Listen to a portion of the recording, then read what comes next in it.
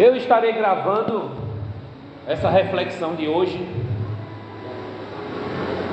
e se o irmão for dar glória a Deus, for dar aquela trombeta assim, altissonante, segura um pouquinho aí para não atrapalhar aqui a gravação dessa reflexão, porque eu vou mandar para algumas pessoas que precisariam ouvir. Tem alguns irmãos que diz: qual foi o tema da mensagem? Aí foi essa, manda para mim. Aí eu mando para as pessoas. E esse texto no Evangelho, Novo Testamento, escrito pelo apóstolo Paulo aos irmãos da Galácia, Gálatas, o capítulo 6, ele tem algumas exortações. No final eu quero falar a respeito do livro que eu trouxe ontem, alguns irmãos adquiriram, e eu trouxe hoje novamente. Eu trouxe 30, estão aqui expostos. Se os irmãos têm interesse, vale muito, mas o custo é de R$10, ainda dividem duas vezes, uma para agora e outra para depois do culto, não é? Quando entrar e outra quando sair, pode ser também. O nosso objetivo aqui, neste momento, é tratar sobre a cura interior. Às vezes precisamos ser sarados para poder levar cura para outras pessoas, porque gente doente adoece outras pessoas, e nós estamos numa sociedade doente. E olha o que Paulo vai ensinar naquele tempo, que também serve para nós hoje. Gálatas 6, quem encontrou, diga amém. Amém. Irmãos, se algum homem chegar a ser surpreendido em alguma ofensa ou delito, vós que sois espirituais, encaminhai o tal com espírito de mansidão, olhando por si mesmo, para que também não sejais também tentados. Levai as cargas uns dos outros, e assim cumprireis a lei de Cristo. Porque se alguém cuida ser alguma coisa não sendo nada, está enganado, engana-se a si mesmo. Mas prove cada um a sua própria obra, e terá glória só em si, e não no outro, porque cada um levará a sua própria carga. E o que é instruído na palavra, reparta de todos os seus bens com aquele que o instrui. E tome cuidado, não erreis. Deus não se deixa zombar, porque tudo que o homem plantar, isso ele vai colher. O que semeia na carne, da carne vai colher a corrupção, mas o que semeia no Espírito, do Espírito ceifará a vida eterna. Até esse versículo 8. Meus queridos, eu estive conversando com o pastor Robson sobre um projeto que eu desenvolvi desde 2020, quando começou a pandemia, para trabalhar nas igrejas esse assunto complexo que é o nosso interior, que às vezes a Bíblia chama de alma, às vezes a Bíblia chama de mente, e às vezes a Bíblia chama de coração. E nós falamos muito sobre Deus quer transformar o teu coração. Deus olha para o coração, não olha como vê o homem, que olha a aparência. A gente canta: recebi um novo coração do Pai. A gente prega dizendo: Deus quer te dar um novo coração, uma nova vida. E a gente fala muito do coração. A Bíblia fala muito do coração. Senhor, cria em mim um coração puro e renova dentro de mim um espírito reto. Nós cantamos sobre isso, pregamos sobre isso, mas entendemos pouco demais sobre isso. E a nossa alma, que é a nossa mente, e a nossa mente, que é o nosso coração, é a sede de todos os pensamentos, todos os sentimentos. Nossos sonhos, vontades e desejos estão lá. guardadinhos. Nossas lembranças, boas e ruins, estão lá bem guardadinhos. Nossos traumas, conflitos, nossos transtornos mentais estão lá no coração. E Jesus, quando está falando sobre a contaminação do homem, ele diz: não é o que entra, o que come, mas é o que sai, o que se fala. Porque o que você bota para fora, quando você fala, vem do coração. E é lá que tem toda a maldade. Nós temos leões enjaulados, animais ferozes engaiolados dentro de nós, no nosso subconsciente, esperando o momento de botar para fora. Por isso que tem gente que mata o outro e se surpreende, agride o outro e se surpreende, porque há uma fera guardada. Diz que a mulher solta essa fera toda vez, uma vez por mês. Diz que a mulher solta essa fera, né? Ela vem 3 semanas, uma maravilha, ungida, cheia da glória, da unção, coisa boa. Ô glória, diga amém. Mas tem uma semana que ela... A mulher, estranho, né? Os irmãos solteiros vigiem. Meu pai dizia: ainda bem que minha esposa não veio, foi para outra. Meu pai dizia: mulher é bicho bom, mas é bicho. Aí falava da minha avó, aí eu falava da minha mãe, eu minhas irmãs, minhas tias, está vendo? Cuidado. E coincidentemente eu apanhei de todas, da avó, da tia, da mãe, das irmãs, e apanhei também das minhas primas, da minha tia, apanhei na rua. E no final das contas eu disse: se eu casar vou apanhar, porque parece que está na moda mulher bater. É engraçado, irmão, mas o pai da psicanálise é um tal de Freud, Sigmund Freud. Eu estudei alguns livros dele, estudei a teoria dele. Eu estudei tanto na teologia, que eu sou formado em teologia, estudei na pedagogia, estudei também na pós-graduação em psicologia que eu fiz. E há uma idolatria deste homem, porque ele identificou algumas coisas que ele chamou de consciente, subconsciente e inconsciente. E todas as pessoas da área da psicologia ou da psicopedagogia mexeu com a mente, com o comportamento humano, corre lá para Freud, porque há um adágio popular no meio acadêmico que tudo Freud explica. Se Freud não explicar, ninguém explica. E aí Freud tem suas teorias, e ele fala de algo que eu achei interessante. Tem coisa que eu não concordo, por causa da Bíblia, mas tem coisas que eu acho interessante, e uma delas é que tudo que você vivencia, desde quando você estava no ventre da sua mãe, está registrado no seu subconsciente. A voz de alguém, a forma como alguém te abraçou, tratou, tocou em você, se empurrou você, se bateu em você, as memórias estão lá. As memórias conscientes que você lembra e as memórias inconscientes. E essas memórias inconscientes são fotos ou filmagem que a mente faz e um dia pode voltar de forma muito traumática e assustadora. E tem gente que quando isso volta na fase adulta não conta para ninguém. Está lá com um fardo pesado, carregando sozinho, porque não confia nem no esposo, nem na esposa, nem no irmão, nem na irmã, nem no pastor, não confia em ninguém.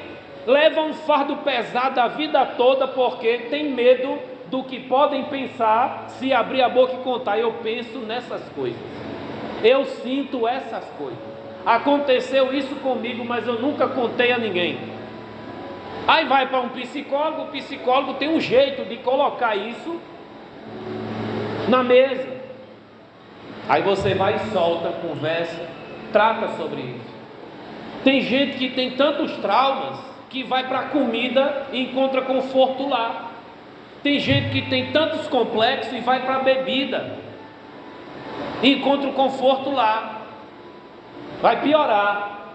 Tem gente que tem tanta rejeição, síndromes, problemas dentro da mente, no seu coração, que vai para as drogas. Não quer mais pensar naquilo, toma uma droga para sair de si, para não lembrar daquilo que se passou. Gente que é espancada e violentada, passa por isso. Eu sei da história de muita gente, mas teve um que disse: minha mãe apanhou até os meus 14 anos, disse para mim, do meu pai que chegava bêbado.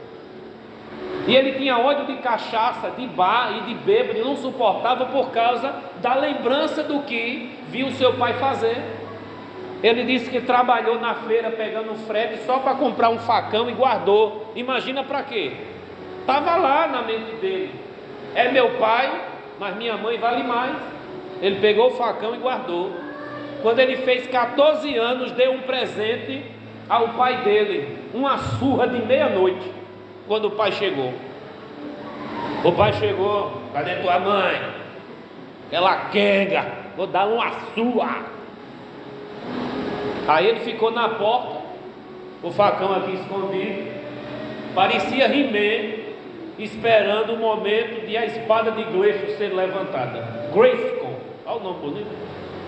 Aí quando o pai disse: eu vou bater até matar. Aí ele chorando disse: pai, a partir de hoje minha mãe não apanha mais. Aí ele disse: por quê? Porque quem vai apanhar é o senhor. Aí deu com a parte aberta daqueles facão, rabo de galo que chama, né?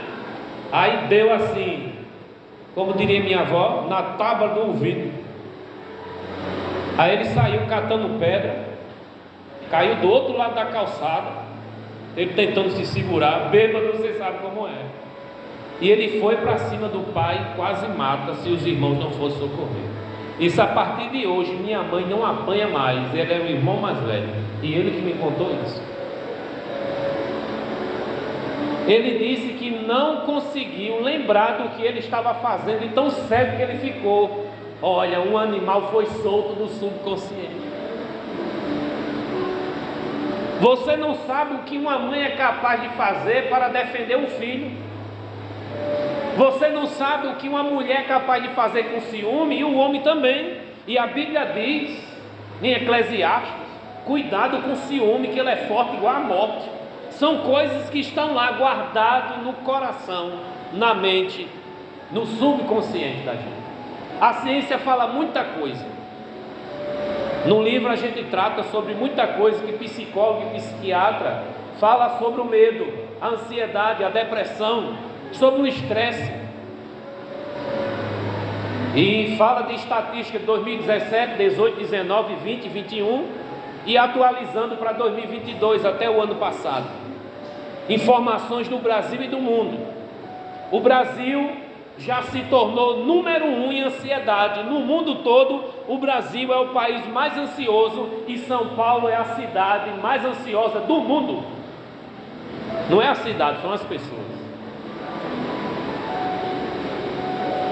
Interessante também falar da depressão, que hoje o Brasil é o terceiro, mas é o primeiro da América Latina, e até 2030, no andar da carruagem, vai se tornar também número 1 em estresse e depressão.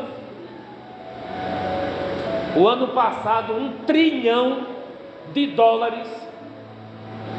caiu dentro da arrecadação mundial por causa das pessoas que se encostaram por problemas psicológicos e não foram para o trabalho mais, porque não aguentam trabalhar com tanto problema.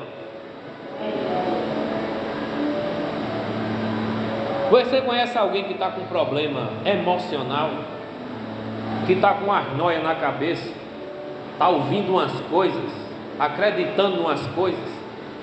Porque às vezes é a mente quem cria o problema ele não existe. E eu falei ontem aqui sobre a mente. A mente da gente cria medos de coisas que não existem, cria rivalidades com pessoas que não tem nada contra você. A mente, ela é paranoica, mas ela também tem um remédio lá porque do jeito que a doença entra, ela pode sair. A mente é capaz de criar fantasma, mas também matá-los. Cuidado com a mente. Ela mente, não é isso que Jeremias 17 vai dizer? Jeremias 17 vai dizer: o coração é enganoso mais do que todas as coisas, e o coração é a mente. Simbolicamente na Bíblia, o coração é a mente, e a mente é a sede dos pensamentos, das emoções, da vontade, dos desejos, das memórias do passado, do presente e tudo que a gente vai viver ainda. Está tudo lá na caixa preta no nosso interior. E o que é a cura interior? É quando isso está bagunçado e se organiza. É quando isso está doente e recebe o consolo, o conforto. É a dor na alma, é a angústia do coração. E nós temos muita gente na Bíblia falando exatamente do seu estado emocional.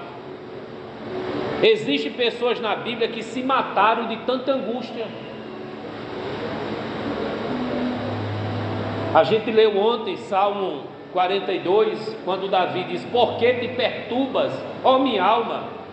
Por que se aflige dentro de mim? Espere em Deus, pois ainda o louvarei. Por que estás abatida, ó minha alma, e se perturba dentro de mim? Alma abatida e perturbada de um adorador, rei ungido, o maior rei de Israel. O Salmo 32 fala da sua angústia, que ele não dormia, sentia dores nos rins, o seu coração acelerava, ele não conseguia ficar sossegado, porque ele estava com um sentimento de culpa muito grande, até que pediu perdão a Deus e aquilo se aliviou no seu coração. Culpa, cobrança, perturbações mentais, eu poderia citar um monte de gente. Elias, a síndrome de pânico, se jogou dentro de uma caverna, passou lá anos e anos, e Deus entrou na caverna para falar com ele e disse: Elias, você está fazendo o que aí?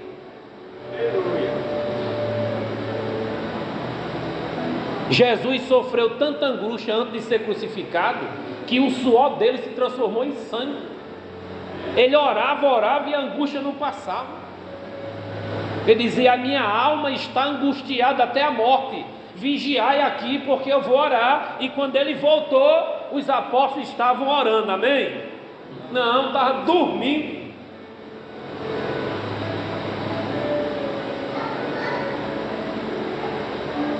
Irmãos, esse texto que nós lemos, Gálatas, é para crente. Ele começa dizendo: irmão, se você encontrar alguém pecando, meta bala, meta chicote, xingue, expulse da igreja. É isso que ele está dizendo? Não é isso que ele está dizendo. Aponta os defeitos, recrimine, julgue, meta bala para cima. É uma alma cebosa, não pode pecar. É isso que ele está dizendo aqui. Ele está dizendo assim: se você for espiritual, você deve com mansidão ajudar ele a se levantar. Quem está entendendo o que eu estou falando, diga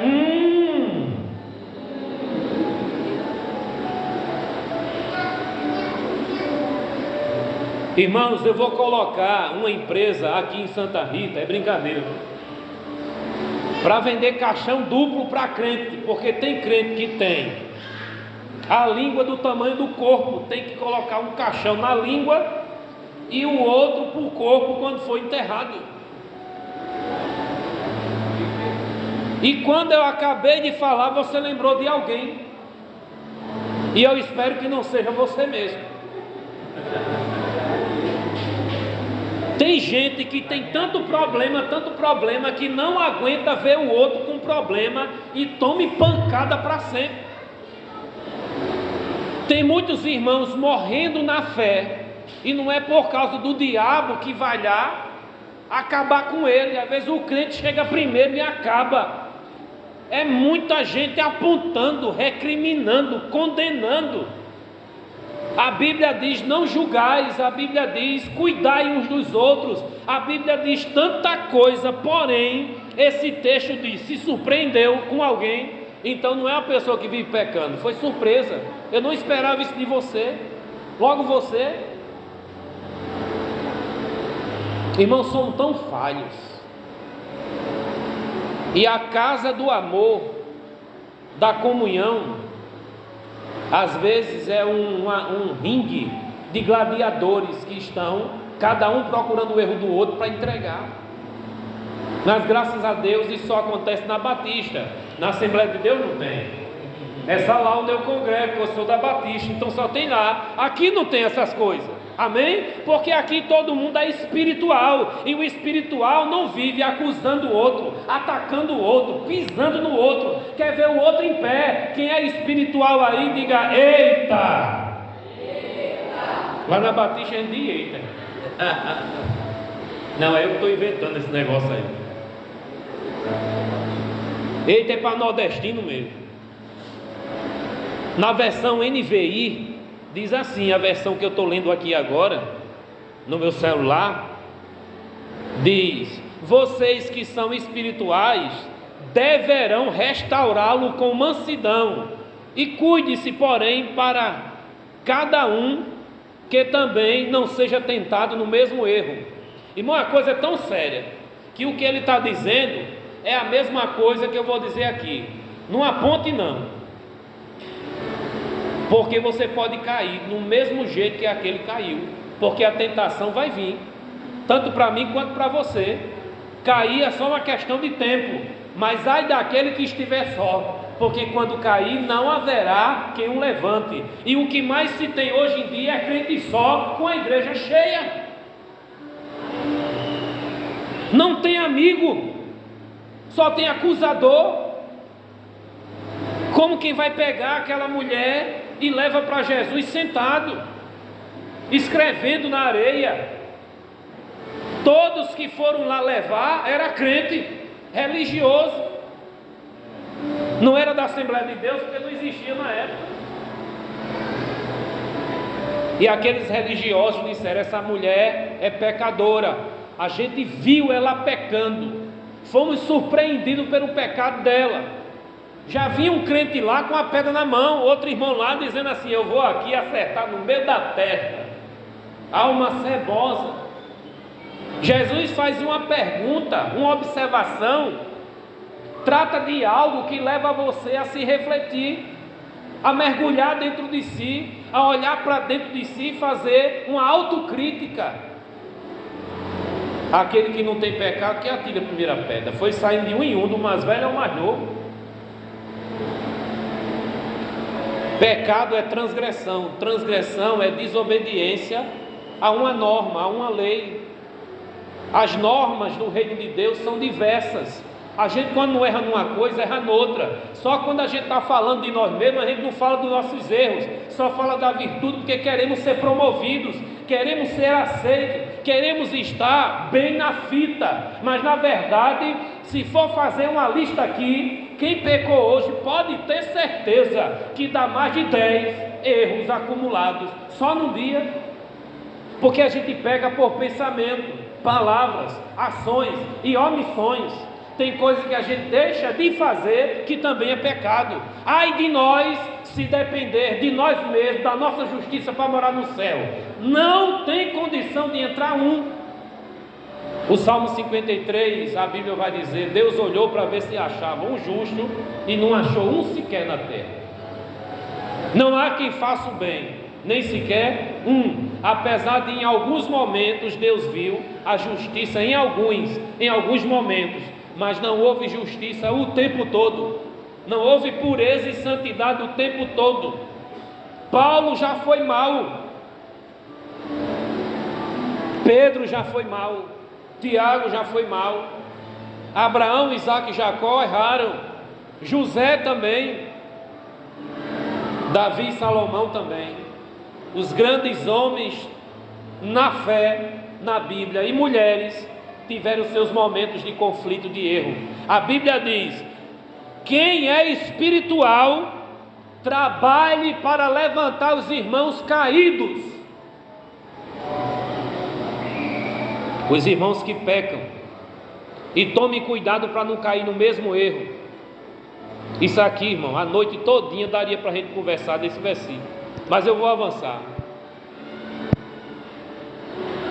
Quem está entendendo o raciocínio sobre levar as cargas uns dos outros, quem está entendendo o raciocínio, diga amém. Amém. A assembleano diz amém, mas não diz eita. Não é? Mas tudo bem. Diga eita. Ó, tá vendo? Não diz. Parece pecado, né?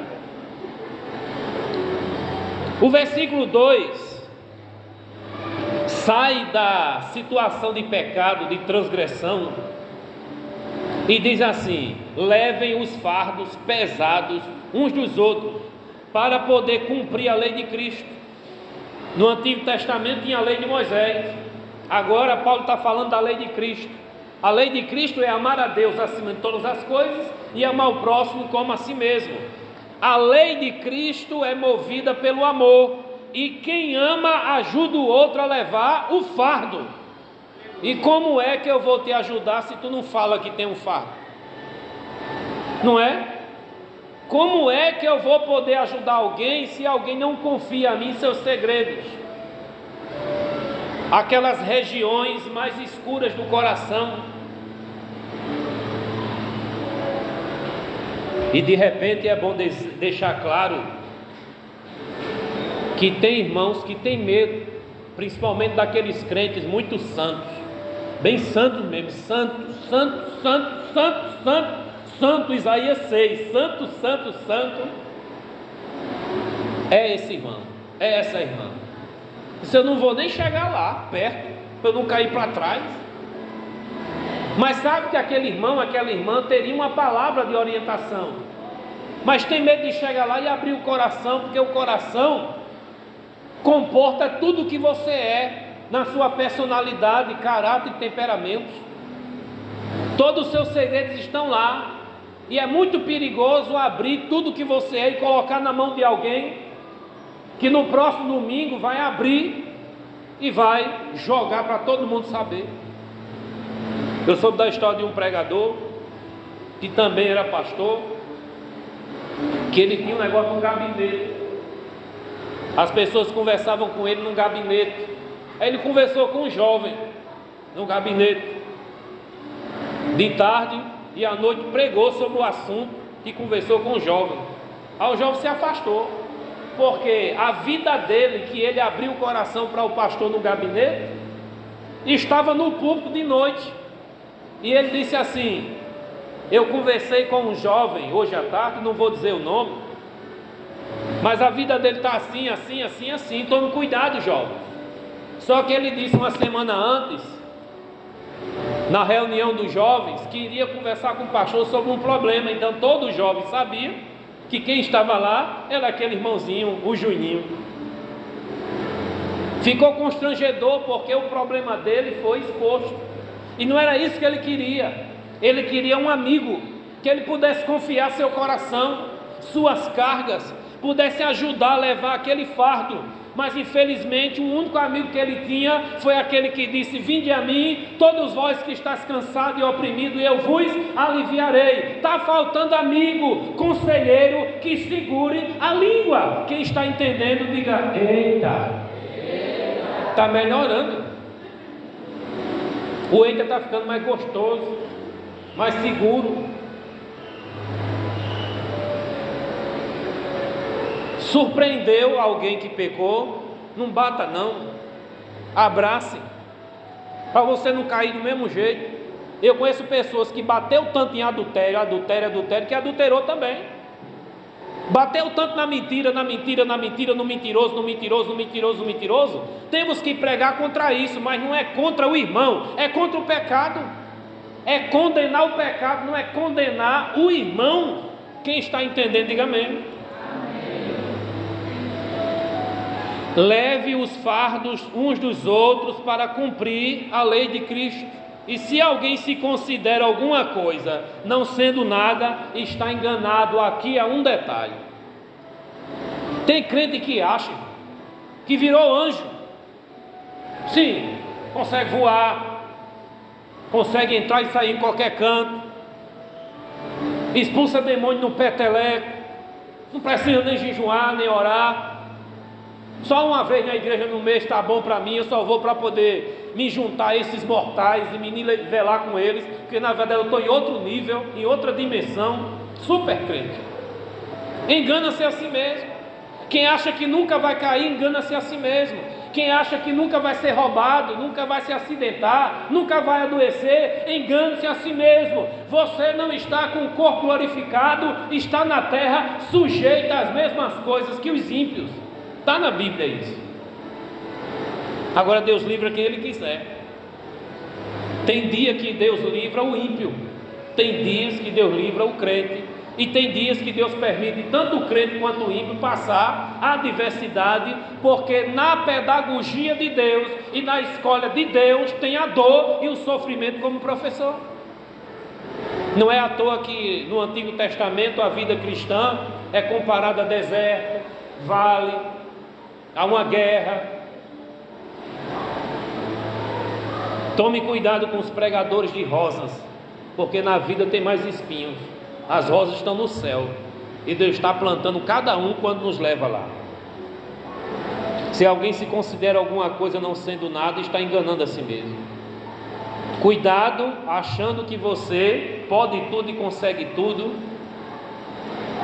que você use a sua força para não pecar, mas também para ajudar outros a caminharem, porque tem muito irmãozinho novo na fé que se desencaminha por falta de amigo que lhe ajuda a carregar. Sabe aquele menininho que começa a dar os primeiros passos e você fica dizendo: vem, vem, vem, vem. Com Sofia foi assim. Sofia, quando começou o quê? A andar com 10 meses começou a andar. Eu demorei, irmão. Não sei se foi o peso da... Demorei mais de 1 ano e meio para andar. Acho que era pesado, né? Não sei. Sei que minha mãe dizia: eu tinha na pena, meu filho. Toda vez que você caía, primeiro era a cabeça, depois era o corpo. Sim, né? Ela carinhosamente dizendo que eu sou um cabeção. É não, né?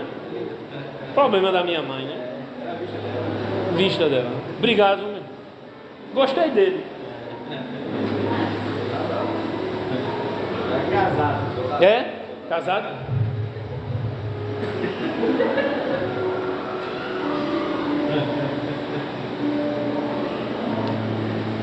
Aqui está dizendo o seguinte: cada um examine seus próprios atos. E às vezes uma criancinha, quando quer andar, precisa de apoio, de incentivo. Na fé é muito parecido. Você pode se recordar quantas pessoas decidiram para Jesus aqui, que não estão aqui?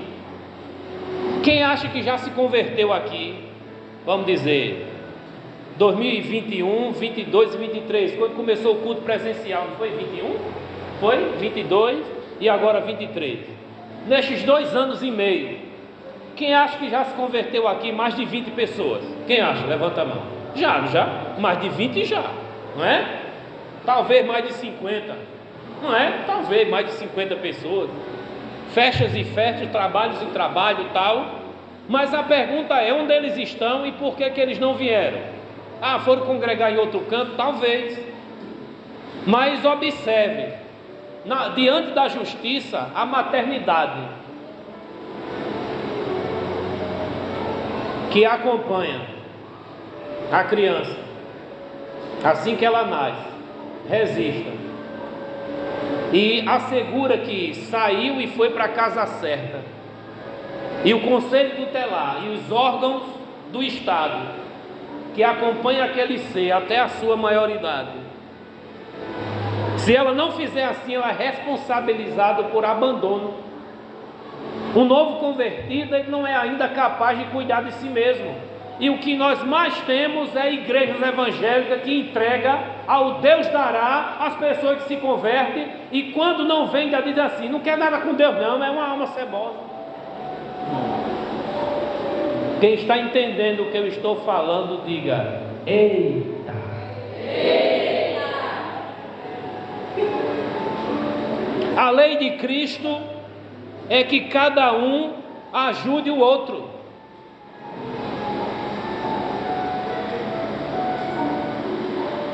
O versículo 5 vai dizer: cada um deverá levar sua própria carga.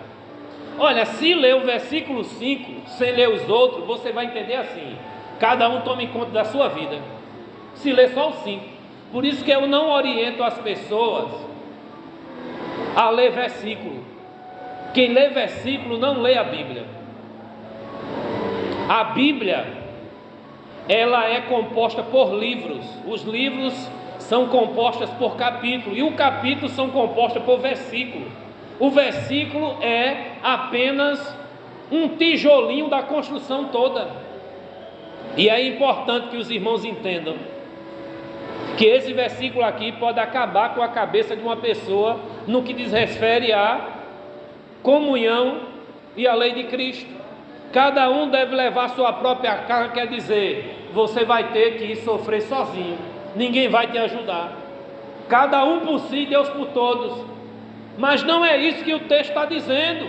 O texto está dizendo: vamos ajudar, vamos levantar o outro, vamos ajudar o outro a carregar, mas a sua carga você vai carregar também. Isso quer dizer que todos têm uma carga para carregar, e nós precisamos uns dos outros para poder chegar lá. Quem está entendendo agora, diga amém. Amém. Agora chegou no coração da mensagem. Se perguntar quem tem sofrimento, aflição, dificuldade para enfrentar na sua vida particular, todo mundo tem, e isso é um fardo que você tem para carregar, e alguns chamam isso de cruz, cada um com sua cruz. Às vezes a mãe diz que a cruz é o filho, às vezes o filho diz que a cruz é o pai, mas cada um tem o seu espinho na carne, tem uma aflição, um conflito, um fardo para carregar. Sabe o que é um fardo? Aqueles trabalhadores que descarregam caminhão, aqueles trabalhadores que ficam na feira transportando para dentro dos supermercados, dos boxes, aquele fardo, aquela carga pesada. Tem gente que tem uma carga daquela no coração e é azeda, parece que chupa limão toda vez que sai de casa. Até o aleluia sai com sabor de limão. Aleluia, limão, limão, limão. Mas é porque lá dentro tem limão. O suco foi feito da casca sem açúcar. Oh, Jesus!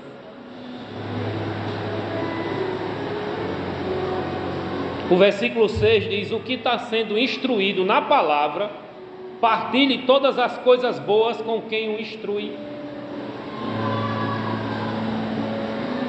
Você é instruído na palavra, sim ou não? Então você vai compartilhar também as coisas.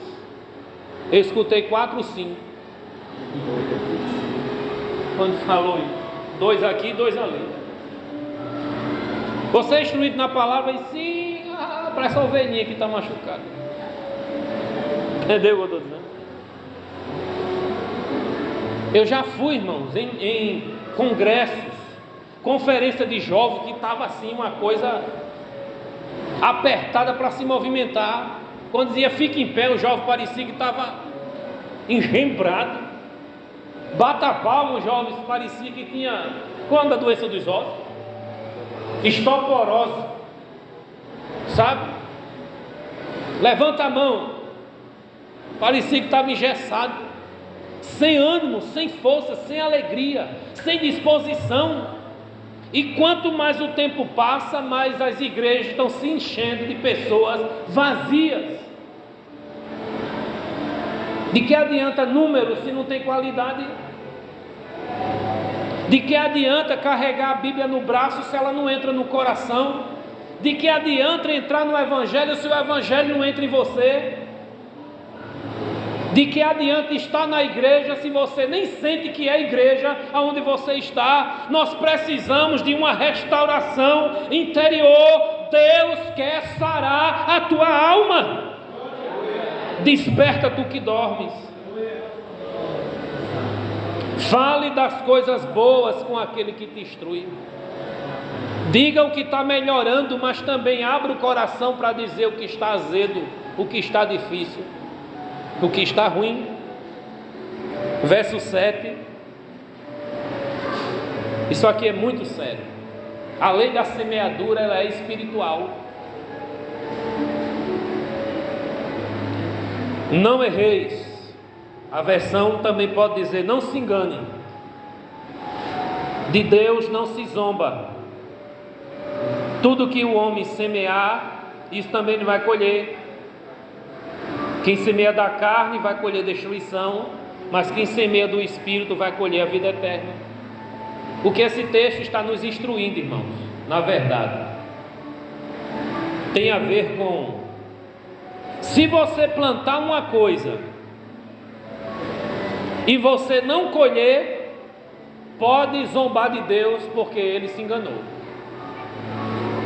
Mas o texto está garantindo: ninguém vai zombar de Deus, porque Deus deixou determinado, deixou esse decreto: tudo o que eu e você, homem e mulher, plantar, vai colher.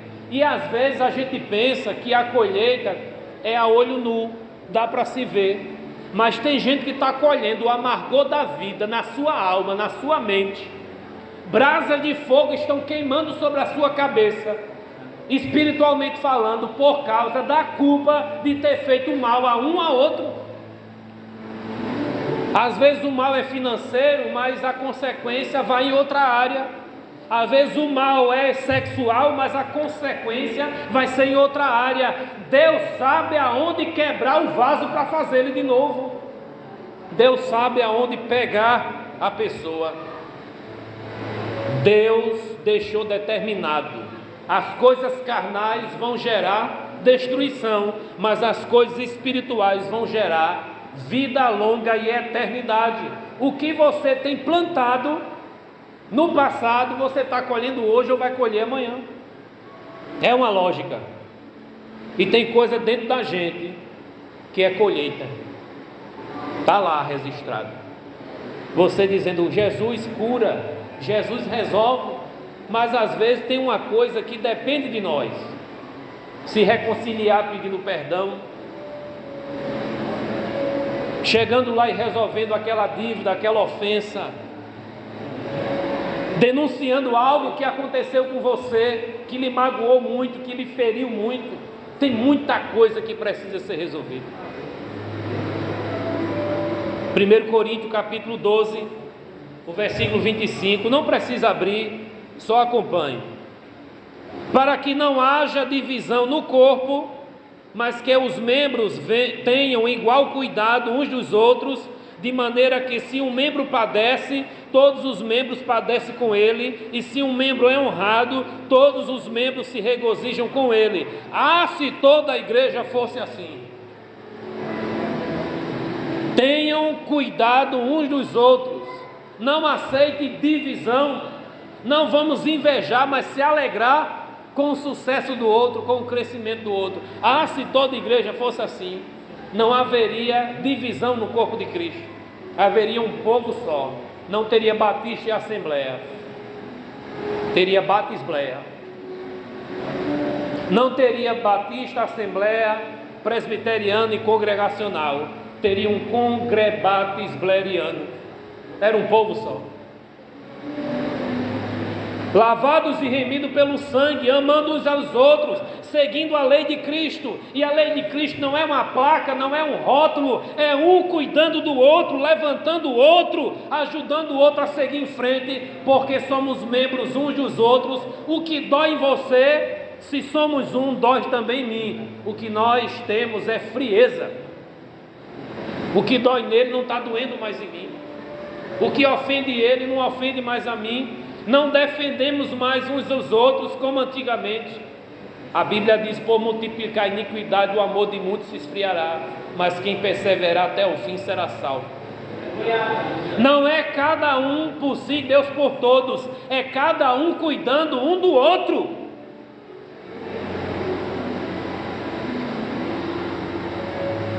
Lucas 17:3 diz: tenha cuidado de vós mesmos. Se teu irmão pecar, repreende-o, e se ele se arrepender, perdoa-lhe, ganhaste o teu irmão. Então existe um momento de repreender, existe um momento de abraçar, dizer: eu te entendo, eu te amo, conte comigo, eu também já caí nessa, eu também posso cair nessa, vamos juntos cuidar um do outro, ligue para mim, eu estou aqui disposto a ajudar você. A estatística diz que a maioria dos irmãos que entram em disciplina, a cada 100, 90 se desvia. 90 a cada 100 que entra em disciplina, principalmente quando a disciplina na área sexual. A pessoa tem nojo de si, as pessoas têm nojo dela, e ela é tratada como a materialização do pecado. Olha lá vem a pecadora miserável que pecou e adulterou, e tantas outras coisas. Mas a Bíblia diz que a fofoca, o desprezo, o machucar o irmão é tão pecado quanto o adultério. Mas só que a gente não tem acordado para isso. Nós somos um corpo, temos que sofrer pela dor e o sofrimento do outro irmão. A gente leu ontem 1 Timóteo 4,16, onde Paulo estava orientando aquele pastor jovem. E Paulo estava dizendo: tenha cuidado de ti mesmo e da doutrina.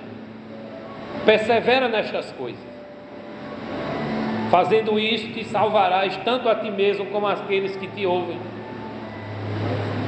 Ele estava dizendo para aquele pastorzinho novo no ministério, ele estava dizendo: Timóteo, cuide da doutrina, ensine, oriente, mas também tome cuidado da sua vida, vigie, cuide da sua saúde, para não morrer logo, para não fazer a obra de forma cambaleante.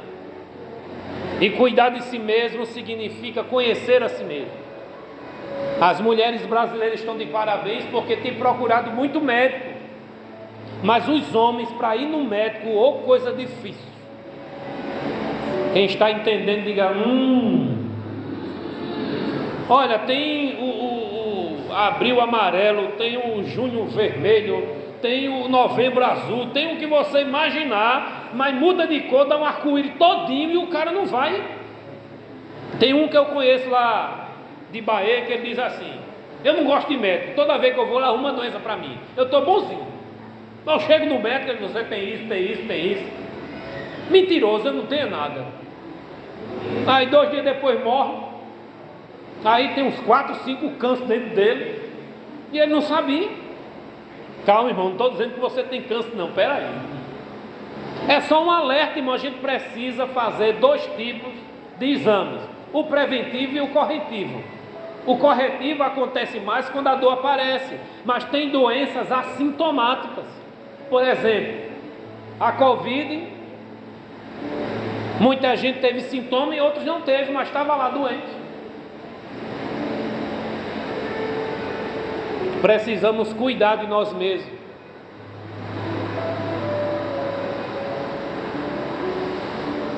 Pedro capítulo 5, versículo 7. Lançando sobre ele toda a vossa ansiedade, porque ele tem cuidado de vós. Muito a ver com o que Jesus pregou no Sermão da Montanha: não andeis ansiosos por coisa alguma, antes sejam conhecidas suas petições diante de Deus. Aquele que cuida dos pássaros, do lírio do campo, ele também.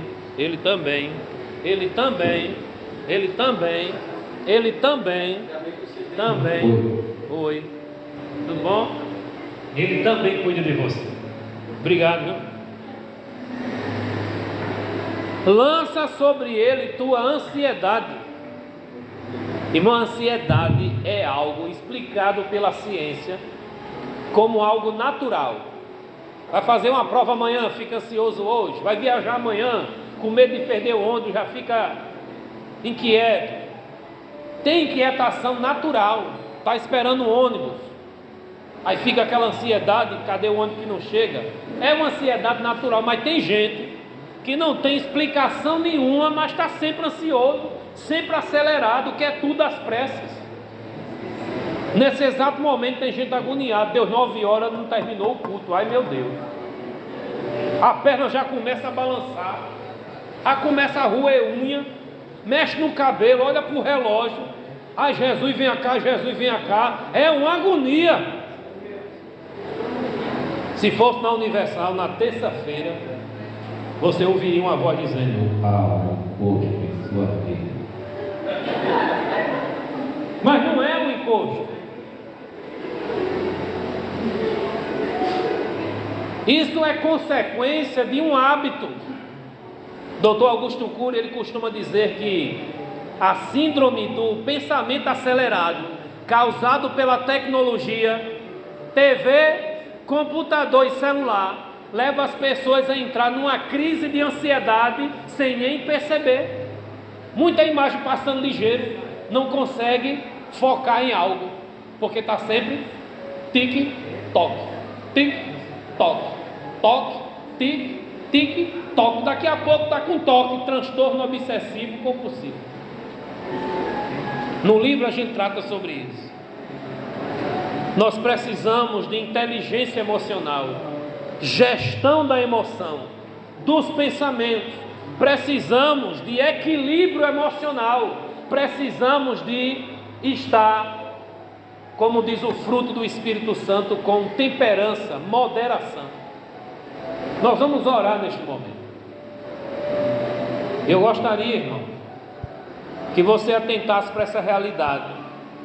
Você tem problema, peça ajuda. Você está com menos problema do que outro, se dispõe a ajudar. Igreja é um ajudando o outro. Igreja não é senta, levanta, bate palma e vai. Igreja não é só aleluia, glória a Deus e amém, cada um por si, Deus por todos. Isso não é igreja. Vamos resgatar o sentido de igreja.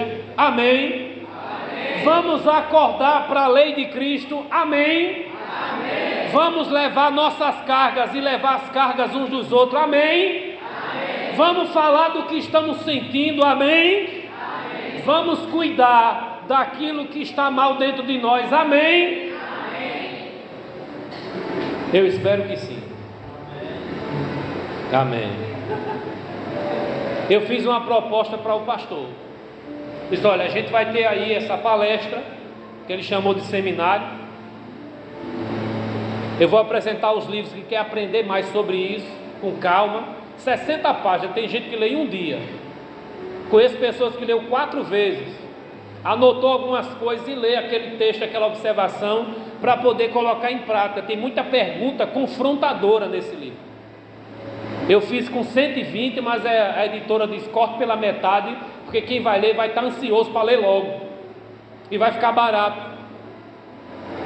Depois a gente pode fazer um treinamento de conselheiro cristão para implantar na igreja irmãos para carregar a carga um do outro, para poder arrancar o sentimento que está lá dentro, matando o outro por dentro, que não consegue avançar, não consegue superar traumas, transtornos emocionais.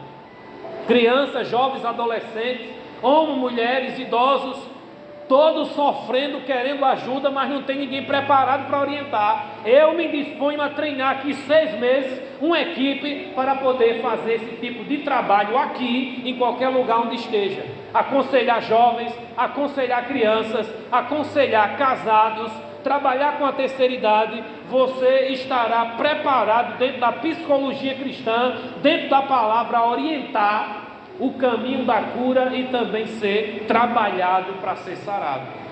Eu fiz a proposta para ele, ele vai conversar com vocês, e quem quiser e está interessado nesse treinamento, vai procurar o pastor Robson para falar sobre isso.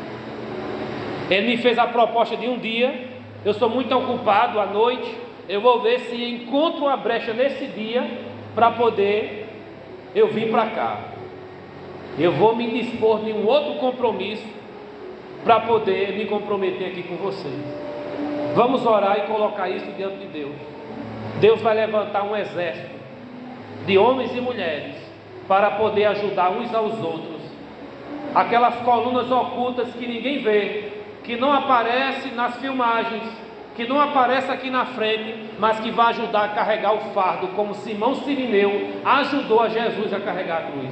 Deus vai levantar homens e mulheres intercessores homens e mulheres para servir de consolação, cheio do Espírito Santo e de sabedoria, para ajudar o crente sofredor a carregar sua cruz. Amém?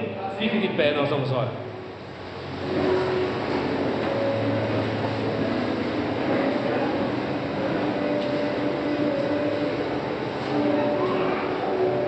Senhor nosso Deus e Pai, olha para dentro de nós e vê se há algum caminho mau e nos guia pelo caminho eterno. Tanta agonia no coração de muitos crentes, mas o Senhor ainda está no trono. Tantas preocupações, aflições, falta de amor, falta de fé, mas o Senhor tem amor e tem fé para derramar em nosso coração, através do Teu Santo Espírito, através da fé, Senhor, através do amor, através do dom da paciência, através da esperança, que cada um irmão e irmã possa descansar no Senhor e confiar nos Teus cuidados, e lançar sobre Ti sua ansiedade, sua preocupação, que a Tua paz venha jorrar como um rio em nosso coração, e que nós possamos ser instrumento de transformação, de amor e de bondade na vida do outro, que nós possamos semear amor e receber amor, semear amizade e receber amizade, semear bondade e receber bondade, semear perdão e receber perdão, que esta casa seja rios de água viva nessa geração, que nós possamos ser famílias saradas para sarar. A Ti seja a honra e a glória, hoje e sempre. Amém. Amém. Os irmãos podem sentar.